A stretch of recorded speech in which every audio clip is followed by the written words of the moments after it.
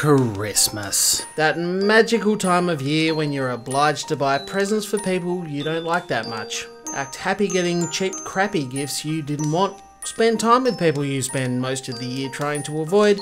Then, once you've talked your way out of being fired for getting shit-faced at the work dinner and telling your boss's wife that her fake breasts look nice, you're left with an extra 5 kilos of gut, a house full of junk, and an empty wallet.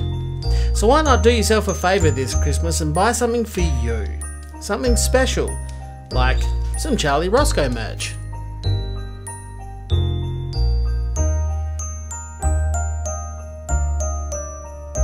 Okay, enough of this Christmas shit.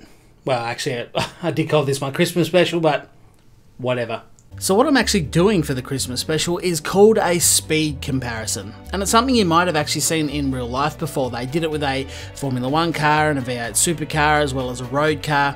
The idea is that various different vehicles of totally different speeds and categories all take off from the start line with a handicap. And they race as hard as they can in their respective vehicles, and because of the handicapped starting times, it means that it is still a race to the finish line. And it's also good to see the difference in speeds between the fastest cars and the slowest cars. So that's what I'm going to try and do here today. Hopefully we have a good time. Let's see how we go. So to kick things off will be Ryan in the N100 Toyota SFR. Then some 44 seconds later will be Piosco in the Toyota Supra, which is an N300. Third will be Kogan in the GR4 Toyota 86, followed by Hippie in the GR3 Toyota Supra, and then to try and catch him after a very long wait on the line will be myself in the GR1 TS050 Hybrid. So just to recap on those times, I will be setting off some 2 minutes and 15 seconds after Ryan. Hippie will be 1 minute 43 after Ryan, Kogan 1 minute 18 after Ryan, and then Piosco 44 seconds. So with that out of the way, let's begin. And as we wait for the lights to go out and Ryan to take off in the always speedy N100 Toyota SFR, lights are out, Ryan is away, the race has begun as everybody shuffles up to the line there. I can't imagine Ryan would have had the most thrilling lap here, given that the M100 is of course the slowest category of car in Gran Turismo Sport. And that's not to say that the SFR isn't good amongst the category, but it's a very big track, Le Mans, and this is a very low-powered car. But nonetheless, it is a race, of course. There is the handicap, so it is as much Ryan's as it is anybody else's to win. He's going to be pushing on as hard as he can, and nice little livery he knocked up there too. There is no racing livery for the Toyota SFR, so he's done very well. Coming up next, of course, is Piosco as we watch him launch away in the classic Japanese muscle car, if you will, the Toyota Supra in the N300 category. Still nowhere near as quick as the cars that are to come behind him, but a lot faster than the SFR. So Piosco now needs to push on. He doesn't need to worry about the people coming behind him. His task at this point is to catch Ryan and overtake him, which, all things going well, will happen right at the end of the race. But the N300 category is obviously quite a good one. We'll actually jump back, watch Kogan take off from the line in his GR4 Toyota 86. This is actually a really nice car. I recently used it in a weekly race and thoroughly enjoyed it. It was around Suzuka. Very good handling car, a lot faster than the two that are in front of him. So again, Kogan's job now is to push on, do the best lap he possibly can. He does need to catch and overtake both Piosco and Ryan. Hippie Heed will be the next to take off in his GR3 Toyota Supra.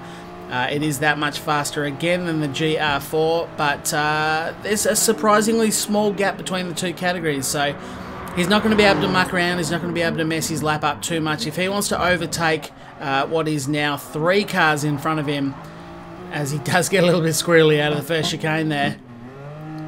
And we'll cut back to myself. It is nearly my turn to take off now. Some 2 minutes and 15 seconds behind the leader, and away I do finally go in the TS050 Hybrid. Now, I can tell you from a little bit of practice that this lap is a lot harder than you might think. Obviously, this car is so much faster than any of the cars that have left in front of it, especially Ryan, but he has got a 2 minute 15 second head start, so I cannot muck around. This is a harder task than you might imagine. I had to really focus and put in the best lap I could. We'll cut back and see how Ryan is doing. You can see him absolutely cracking down the straights. In fact, it's a good thing that we are looking at him from the TV camera, otherwise he'd look very, very slow as Piasco goes through the very long and wide chicane, and he also enters that part of the straight. Obviously no sign of Ryan just yet. Hopefully he won't be too far away. We'll cut back to Kogan, see how far away he is. He's just coming into that same area that we just saw Piasco go through. So that gives you an idea of the gap, and in fact we're going to jump one further back and see how Hippie's doing in the GR3 car. And it's about similar gap back to Kogan, so these guys are going to need to push on. We'll see how tight he is through here. Comes in very aggressive, tidies it all up throughout, punches out beautifully. So that's an idea of the gap. And then I'm also on that long, long straight, aiming up for the same chicane now. So it's all pretty evenly gapped, which is a good sign at what is around about half race distance. The fact that we all sort of cut back and we're about similar distance from there. We'll jump on board the Toyota Supra. Still no sign ahead. The best part about this third person view is we can see all the way down the road there is no Ryan in a SFR ahead, so I'm not sure if he'd be starting to panic at this stage. Kogan as well. We'll jump on board and see what he can see. As we do approach the end of the lap, you'd imagine that the cars will begin to concertina up just a little bit as he rounds the corner. Is there any sign? No, we haven't seen anything ahead. We'll jump on board Hippie to give you another gap comparison. And he's going into that same corner we just watched Kogan do. In fact, you can look up ahead and see Kogan in the distance, having just rounded that corner, so things really are starting to squeeze up now. And this is where this one-lap race with such a wide variety of cars really does start to get interesting, because we can now see Kogan and Hippie head on the same straight. And there I am, popping out of that final turn. So we'll jump on board with Ryan, who's attacking the Porsche curves with Piasco just on his tail, not too far behind. Kogan just entering the Porsche curves by the looks of it. He is, so a little bit of a gap back there. I don't know, it's always hard to tell at this point if he's too far back or not. But Piasco getting a little bit squirrely there actually. And here's myself coming around in last position, only just starting the Porsche curves now, so a long way behind Ryan. I don't know how this is going to turn out. Obviously the approaching speed is much, much quicker as Piasco catches up. We'll jump on board with Ryan entering the what looks to be the second last chicane. Piasco right behind him, and Kogan right there as well. In fact, Kogan's going to try and go around the outside of Piasco into the final chicane. It is going to be the long drag to the straight. Kogan in third position, Hippie in fourth. They all come towards the line. Here I am in fifth. We fan out across the line, and oh, so close. Let's have a little look at a picture of how close that was as we crossed the line. And you can see there, just a little bit back from the line, how close they were, virtually side by side. Unfortunately, try as I may, I couldn't quite get there. But have a look at that across the line. That is as close as you are going to get. Fantastic. Well, wasn't whatever video I decided to do in the end fun. That one bit where the guy did the stuff and the other dude said the thing, that was a highlight for me. I thoroughly enjoyed that.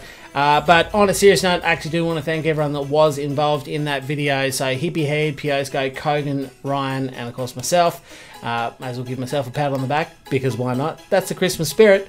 But it was good fun. Actually, it took us over an hour, like an hour and a half to do that. I think we did the lap at least 5 times, working on the times, and we'd done a practice session beforehand. So it took a little while, but it was well worth it, and I think we got as close as we were ever going to get. That was 6/10 across the finish line or something. So that's pretty much as good as we were going to get. But we'll try again next year, maybe, if I do the same thing next year. Who knows? I might not even be here next year. Nonetheless, it was good fun, and thank you to those guys for helping me out. Hopefully you guys enjoyed it. But that is going to be the end of the video, so I do just want to wish you all a Merry Christmas. Even if you don't do Christmas, just have a nice holiday, have a nice break. If you're working all through Christmas, then have a nice work. I've run out of things to say. But that is going to be the end of the video, so thank you very much for watching. Again, Merry Christmas. Happy holidays, and I'll talk to you next time. Bye for now.